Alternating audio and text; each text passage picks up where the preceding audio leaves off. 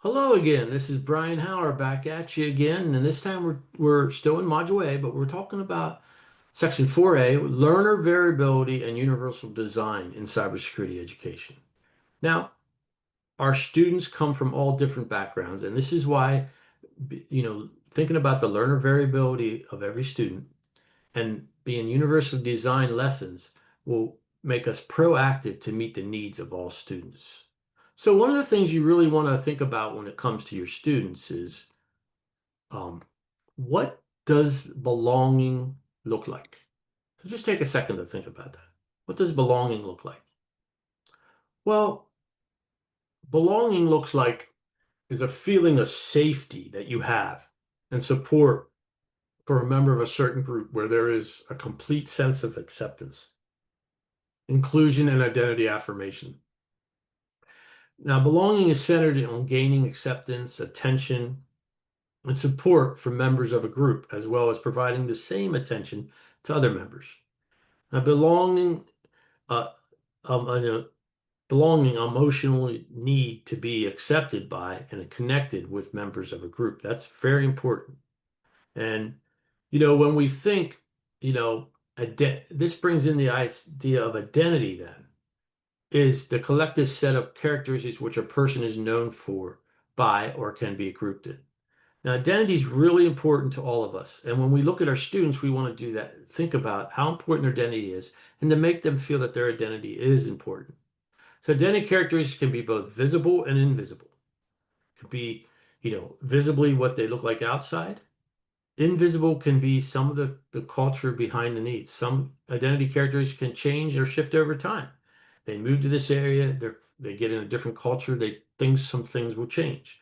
Identity provides some belonging to large groups and small groups of other people. Now, when we think about being, university design and, learner variability, it isn't just for students with identities that differ from the majority. It's all students we have to think about. So we bring our own identities to the classroom, and this is, the windows and the mirrors of things. So, you know, we must embrace that, our own identities, while helping students to see into the mirrors and then open up windows so they can appreciate how they are part of the bigger picture. They are critical for change, and together we can make this world a better place. So we want them to see themselves in the window, you know, and allow us to see the world themselves in that window out there in the world, but we also allow them to see themselves in that classroom. So that's the key. So, but when classrooms allow this with diverse experiences and identities to feel both validated and being included, and to have an opportunity to humanize others whose background may differ from them, which enhances climate, allowing learners to feel seen and represented. And especially in the field of cybersecurity, you want them to feel like and find maybe speakers that come in that look like your students who are diverse. So they feel like this, hey, I can do this. I can be a part of this field. It's not just for others that I'm not a part of. So it can make them feel a part of it. So universal design for learning. So what is universal design for learning? Well, so when we talk about UDL, the big idea, or to the root of it, we think of architecture. There's one way to sum up UDL, whether in education or environment or in architecture or anywhere else, it's necessary for some, but good for all. Here are some examples from our everyday lives of things when we look at these roots in architecture. One of the biggest examples are curb cuts and ramps. Curb cuts and ramps were created specifically for individuals with disabilities who use wheelchairs, but other people benefit from them, including people walking with strollers or luggage and people walking with canes or crutches. For example, I use, you know, if you have a young child, you use a stroller with a 6-month-old baby. So when you push that around in the community, I don't have to navigate the curbs when there's ramps and everything. This, goes with automatic doors. They're good for people in crutches or wheelchairs, but they're good for everybody. There are a lot of examples that we can go into, but Closed caption is another one. Serves people with hearing impairment, but it can also be benefit with people, someone like, someone that might be English as a second language. Those might be helpful. So they're all examples. So so universal, necessary for some, good for all. So the concept behind universal design is when we look at the word universal, what does universal mean? We know that one size doesn't fit all. If something is universally designed, it should be flexible, accommodate the diversity of its users. The design is flexible and may increase, accessibility. And in design from the beginning, it's very proactive. It's not an afterthought. Start from the start. We don't need to go back and fix it. Putting it into education speaking, this is what we want to be guiding us as we're designing students' learning experiences and learning environments, especially in our cybersecurity classrooms. So the University Design Learning was a framework built on neurosciences to guide educators in beginning learning environments and experiences that meet the needs of users. Now, we are going to get into the basics of what the framework looks like.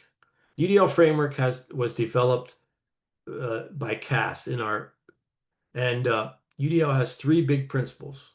The top row is the three big principles. These big principles of UDL are based on the brain research in cognitive and learning. Each brain network has a corresponding UDL principle to support it. They provide multiple means of how do we, and so we go back here. So you got engagement, representation, and action and research. Okay. So if we go in the next one, then you have each principal network has these three sets of guidelines, three verbs: access, build, internalize, that correspond with the three stages of instruction. If you're familiar with the terms, I do, we do, you do. Okay. So then we have I do here. These are under I do. You're going to, recurrent interest perception. The first guideline is access, which we can say corresponds to I do stage. The I do stage involves ask questions to warm up and motivate them. We may present information or do something to demonstrate or model. Could we provide options for recurrent interest, options for perception, and options for physical actions? And then we have the we do, which corresponds to the second stage, the we do stage. Could we do stage, teachers and students work together to build and construct knowledge. All right. And then you have the you do.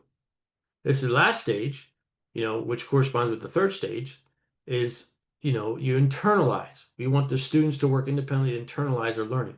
Maybe that's where they do a lab or they do something that shows that they learned that cybersecurity skill. And then each of the principals networks has these three sets of guidelines. So there is a total of 9 different guidelines. Each guideline box has multiple checkpoints. So under perception, you have like different checkpoints to do under those. Okay. And ultimately, it's important that learners to become expert of their own learning. So even in when we're doing our cybersecurity, this is what we want. We want them to be experts. As you look over the framework, I want to point out a few things that it is not. Notice that it's not a list of instructions or a checklist. We talk about this, in other things. It's not about add more technology to your classroom. It's about designing learning. The myth is that UDL is all about technology. It's not. UDL is about being inclusive for everybody and fits the needs of everybody. It's not just for students with disabilities and RIPs, it's for all students. So there we have the three principles. Now here's something that we have, and I have this in your resources that you can use, University Design for Learning for CS. And what this is designed by taking the UDL model, but fitting it in under CS. And while cybersecurity fits under CS, I feel that this will be also a great tool to use, because when you look at this, we have it broken down to access, support, and then then over here you see CS strategies on the right that help guide you that you could do in the classroom to fit this this area. So this is for multiple means of engagement. And then they have some strategies you could use. And these strategies will fit with cybersecurity or even in your regular, other CS courses that you teach. Then we have this also in there for design for multiple means of representation. And then you have also and then we have, of course, the CS strategies that fit under each level.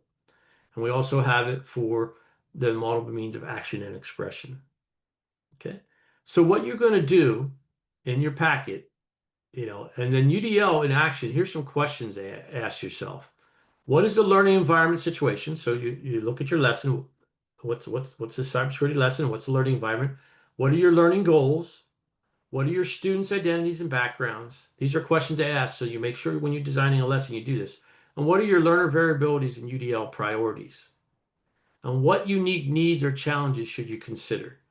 These are the 5 things to kind of ask yourself as you design your cybersecurity lessons to meet the needs of all learners. So I want you to use these questions as we do this group activity, the activity for this section of your packet. Now I'm going to come out of here and I want to go into your module workbook. All right.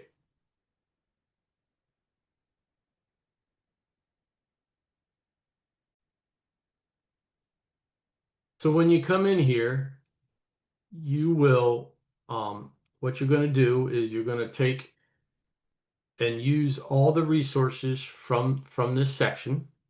So here's this section, learner variability, and there's resources here, and you're going to use the universal design for learning that we have here, and you can use those, and you will work in the workbook, and the activity guides in applying these universal design learnings. But you're going to look at all 3 activities that we did. We did the cybersecurity history, the threat assessment of fictional high school. I have lesson plans for these all in there, and you can take those lesson plans.